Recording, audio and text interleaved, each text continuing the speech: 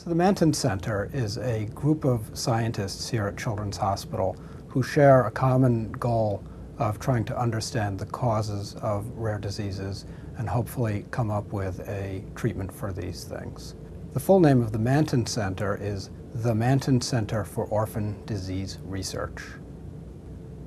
As a large pediatric referral facility, Children's Hospital sees thousands of patients, many of whom have no known diagnosis or who have something so rare that we really don't understand how to treat their condition. And for many years, these patients were seen here at Children's and treated by clinicians, but then they would either be cured and move away, or in some cases, unfortunately, were lost to follow-up. And as a result, we were never able to put together enough critical information about some of these rare diseases to understand their cause or develop better treatments.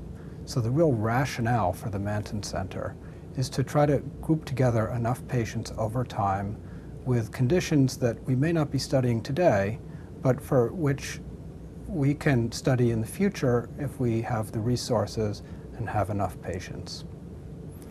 The center was started with the very generous support of the Manton Foundation, which recognized the value of studying rare diseases.